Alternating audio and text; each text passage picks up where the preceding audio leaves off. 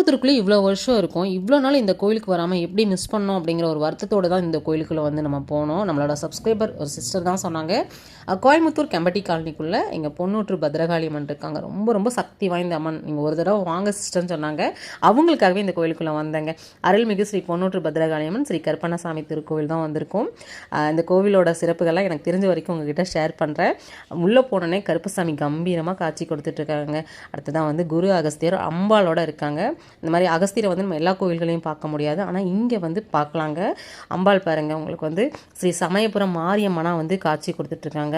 அவங்களோட பார்வையே பார்த்தீங்கன்னா கம்பீரமாக இருந்துச்சு. உள்ளே போகும்போது ரொம்ப ஒரு பாசிட்டிவான வைப் வந்து இங்கே கிடச்சிது.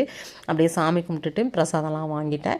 உள்ளே போய் எல்லா தெய்வங்களையும் பார்க்கலாம், நிறையா டீட்டெயில்ஸ் வந்து தெரிஞ்சுக்கலாம் அப்படிங்கிறக்காக சாமிக்கிட்ட கேட்டேன். இங்கே எல்லா தெய்வங்களும் இருக்குது, எல்லா தெய்வங்களுக்கும் சிறப்பு பூஜையெல்லாம் இங்கே நடக்கும். முருகருக்கு சஷ்டி டைமில் பார்த்தீங்கன்னா இங்கே சிறப்பு பூஜை இருக்குது. இந்த கோவில் வந்து 46 வருஷம் பழமையான ஒரு கோவில்.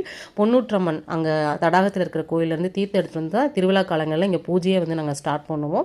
அது போக அமாவாசை பௌர்ணமி நாட்களில் பார்த்தீங்கன்னா ஸ்பெஷல் பூஜையும் நடக்கும். அமாவாசைக்கு பார்த்தீங்கன்னா உங்களுக்கு கருப்பண்ணசாமிக்கு நடக்கும். பௌர்ணமிக்கு ஸ்ரீசக்கர பூஜை 6 வகை பிரசாதத்தோட 3.5 மணி நேரம் நடக்குமாங்க. பிரதோஷ காலங்கட்டத்தில் தனி பூஜையும் நடக்கும். இந்த மாதிரி கோயிலோட சிறப்புகள்னு சொல்லிகிட்டே போகலாங்க. ஆனால் எனக்கு தெரிஞ்ச விஷயங்களை உங்ககிட்ட ஷேர் பண்ணிட்டேன். இங்கே பாருங்கள், பூக்குழி திருவிழா டைமில் இந்த இடத்துல வந்து பூக்குழி இங்கே தான் நடக்கும்னு சொன்னாங்க.